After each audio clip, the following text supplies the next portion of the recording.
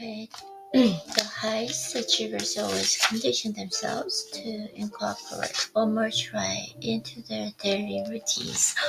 Wow, I've been doing this one. Okay, so the highest achievers always condition themselves to incorporate one more try into their daily routines. As I mentioned, there is less competition when you rise to that level, and your victories will be bigger and better in all cases. Perhaps you've coasted front at a time in your business. Maybe you haven't applied one more try to its fullest advantage. Everybody goes through peaks and valleys, but you shouldn't dwell in those valleys for very long. You know when you're not putting forth your maximum effort. You'll know when you're not doing everything you can to make you and your business as successful as possible. You can hide from yourself sometimes, but you can't hide from the numbers. The numbers are black and white reflection directly relate to your effort. It's easy to compare month to month or year to year, sales volume, phone calls, and other metrics. You should have no trouble keeping track of how often you go to the gym, how many sets and repetitions of weights you lift, and how many miles a week you go for a run. Yeah, you can't dominate when you don't crank out better numbers than your competitors or when measured against your past performance levels. Nothing creates and everything.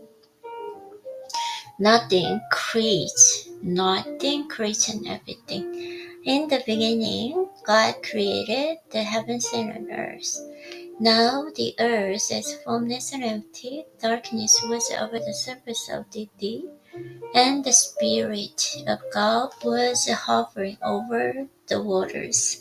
As God said, "Let there be light," and there was light. Let there be light, and there was light. Ooh. Genesis. Some theologians interpret Genesis as God creating the whole universe out of nothing. He just spoke existence into being out of total nothingness. I happen to be one of those people who also believes this, and I go into greater detail about my faith as part of one more prayer in chapter 18. This belief is known as creatio ex nihilo, and is the answer to how the universe came to exist. Creatio ex nihilo teaches matter is not external, but had to be created by some divine creative act, frequently attributed to God. Here's how that applies to your life. When you push yourself and empty everything you have inside of you to the point of having nothing left, that's when everything will be created. When you empty yourself, you create a room for new experiences, goals, and efforts. Bruce Lee echoed that sentiment when he said, "Empty your cup so that it may be filled."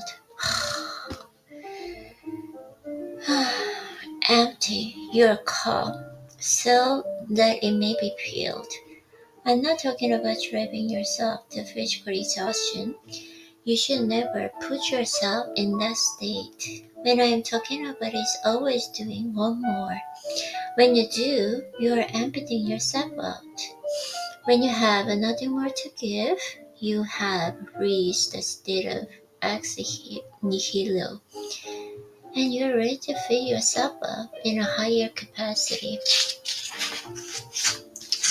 making the power of one more try work for you.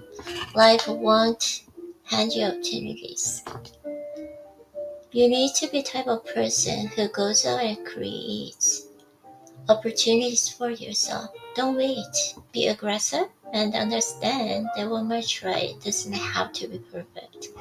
Oh, it simply needs to be attempted.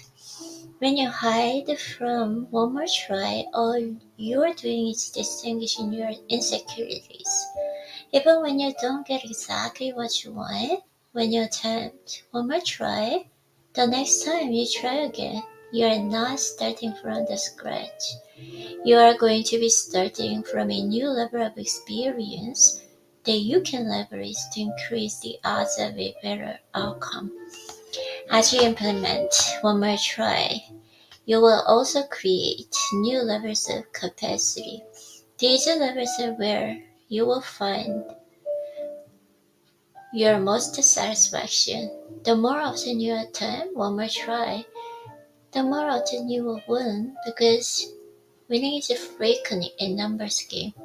If you execute well and give your maximum effort, also keep in mind that you will create new possibilities to fill up your life when you make every possible attempt and empty your tank. The key to one more try is to be intentional.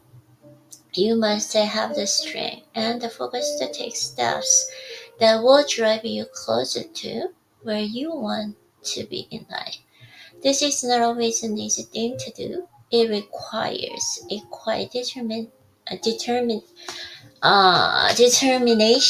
to stay your course. Or the many end Red Macho once said, courage doesn't always roar. Sometimes courage is a quiet voice at the end of the day saying, I will try again tomorrow. Okay, one more association. Standards, reference your standards. One more impossibility thinkers and impossibility achievers. One's philosophy is not best expressed in words, it is expressed in the choices one makes. In the long run, we shape our lives and we shape ourselves. The process never ends until we die, and the choices we make are ultimately our own responsibility. Roosevelt. The fundamental philosophy of one more combines both the act of thinking and doing. To fully realize your best life, it's not enough to think about what you want to do. Your thinking can be pristine and spot on. Unless you put actions to those thoughts, you are not going anywhere in life. One more thinkers must also be one more doers. To frame the marriage of these two elements the right way, I want you to become an impossibility thinker and a possibility achiever. Learn to think and do each. If you are serious about improving your life, one of the best books on the subject is Napoleon Hill's Think and Grow Rich. Napoleon Hill's. Generations of success business people, entrepreneurs, entertainers, athletes, and those of more modest means and goals worldwide have gleaned valuable ideas and have been inspired to the next levels of greatness. After reading this in a seminal book, as a one more thinker, you should read Hill's book if you hadn't done so already.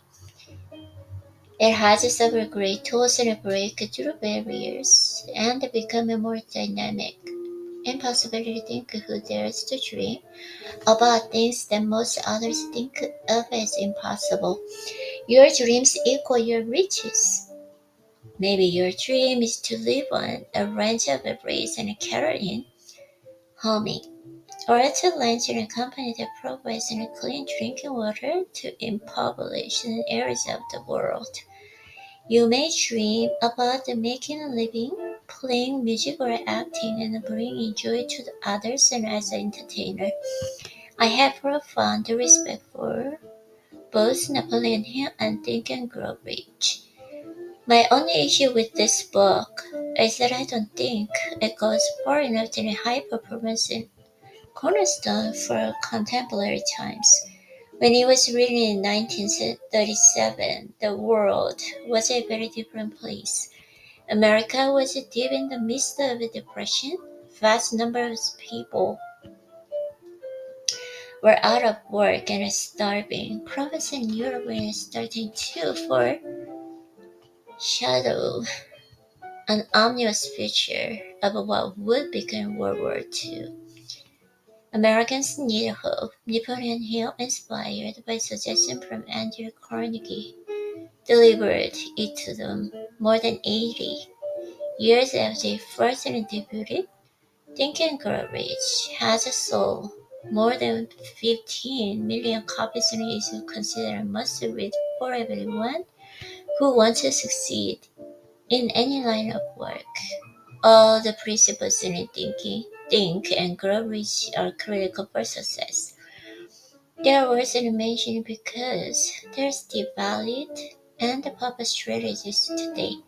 Those principles are: those are things, desire, faith, auto suggestion, specialized knowledge, imagination, organized planning, decision, persistence, power of the mastermind, the mystery of sex, transmutation, the subconscious mind, the brain, the sixth sense.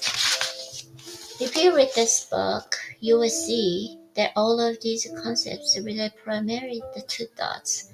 But you don't get rich simply by thinking. You get rich by doing. More specifically, you get rich, highly productive, or happier when your thoughts and your actions are congruent.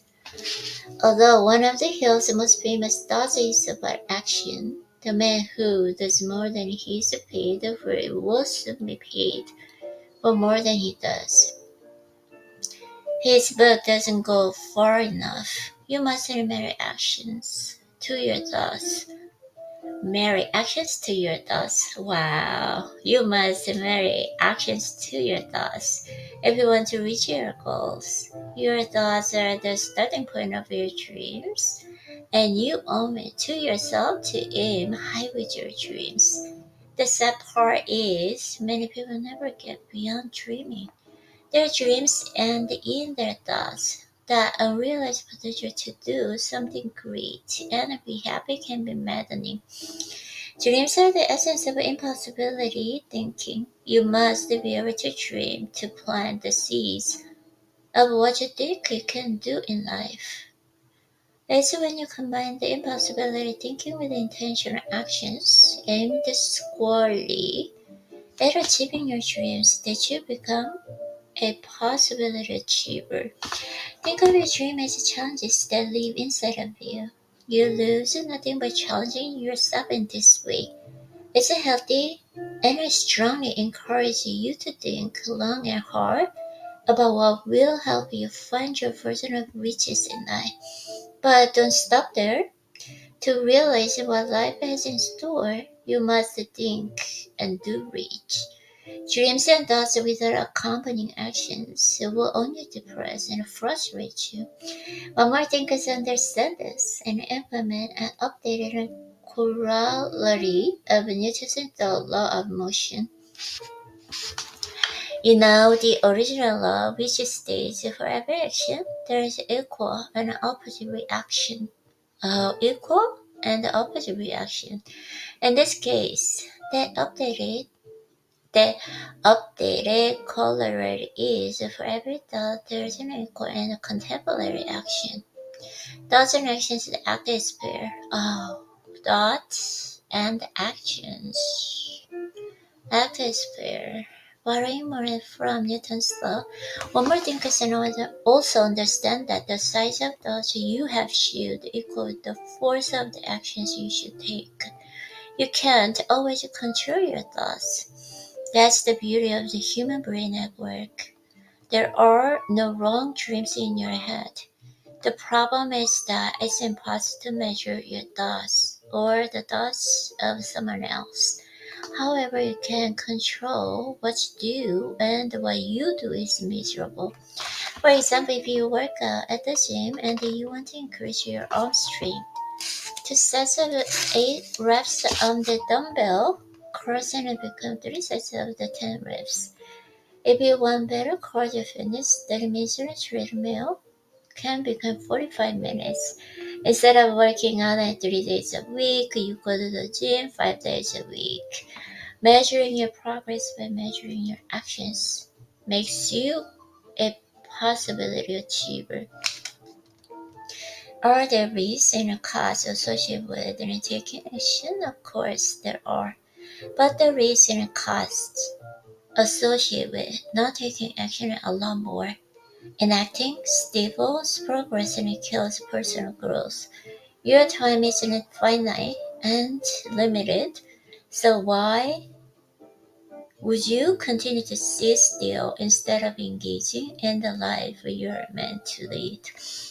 Become a possibility thinker and a possibility achiever. Great philosophers throughout history have long understood the link between thoughts and action. Of course, the Greek philosopher Epictetus encouraged his followers to not worry about anything outside of your control. The only things you command are your thoughts and actions. You choose our response. Stop aspiring to anyone other than your own best self. Beautiful. For that doesn't fall within your control. Oh my gosh. Oh. Oh.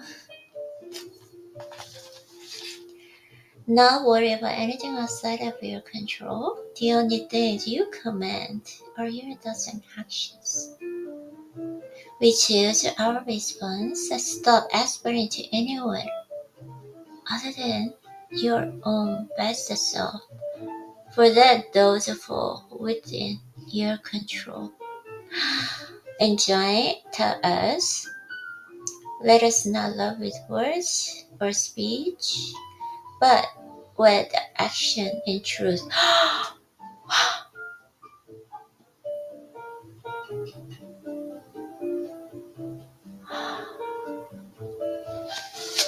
It's beautiful.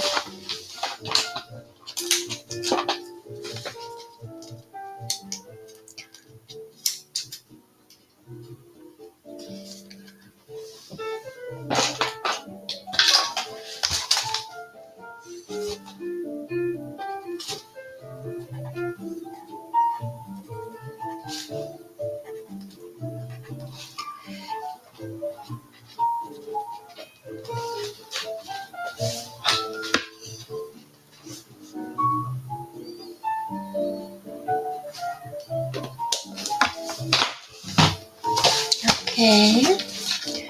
Let us not love with words or speech, but with the actions and truth. Mahatma Gandhi is one of many who voiced an impression of the following. Your beliefs become your thoughts become your words become your actions become your habits become your value become your destiny. Mark Twain kept it simpler but equally effective when he wrote, actions speak louder than words, but not nearly as often. The concept of being an impossibility thinker and a possibility achiever is not new. The problem is that putting those two ideas together is often overlooked. Procrastination, denial, or fear are common reasons why thinkers get stuck thinking and don't move on to doing. Lots of guys will see an attractive woman and they think about asking her out, but only a few will break through this fear or procrastination and they have the guts to follow through. Ever seen a beautiful woman on a very average man's arm and ask yourself, how did he do that? He did it because he's one more impossibility thinker and a possibility achiever. Babies are remarkable human beings. Take the simple act of the baby learning to walk. All his or her life, a baby is only known crawling. They see other humans are upright and walking around, and they begin to imagine a world where they break through the impossibility of standing upright on their own. At first, they will grab onto a coffee table or in a couch and pull themselves up. They will fall. There will be a few tears, bumps, and bruises. Eventually, the baby is going to stand upright, put one foot in front of the other, and much to mom and dad's delight, start walking like it's old hat. It takes babies hundreds of hours and practice from the moment of first learning how to stand to walk unassisted. It's a momental achievement worthy of every parent's celebration. If a baby can do it, you can become an impossibility thinker and possibility achiever too.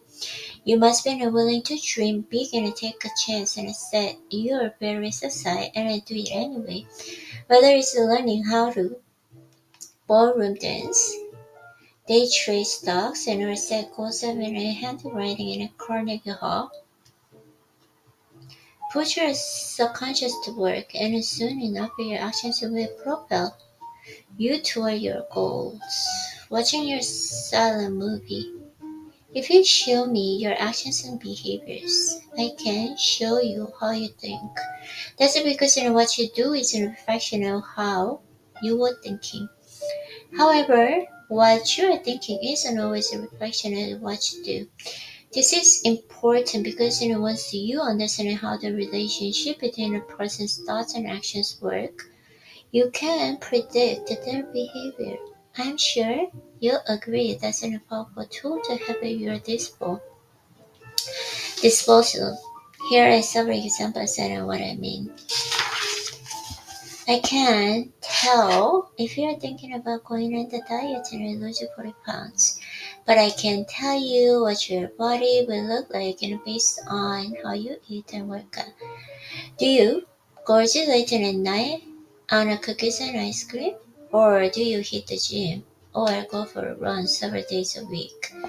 Several tells for a woman going on a first date with a man will reveal to her the kind of guy he is and whether she should carry the relationship forward. These aren't disqualifiers, but they're indicators. For example, does he open the doors for you? If you're in a restaurant, how does he treat the hostess and the waiter? Does he shut his phone off when he's with you, or at the very least apologize? If he has to take an important phone call, what many people call women's intuition could just be highly tuned observation and note-taking. When you're sitting across the table from someone attempting to negotiate a big business deal, what does that person's body language tell you about their interest level? Are they anxious to wrap things up, or do they ask important questions to drill down to the deals and fine points? Do they try to grind you on every little detail, or do they understand the best details and the win-win and instead seek a common ground? In this situation, the most of your interactions with others, what you do triumphs. Okay, what you do trumps how you think. Your life isn't based on your thoughts. Your life is based on your actions. Show me what you do, and I'll tell you what you think. To illustrate this point, oh my god, 너무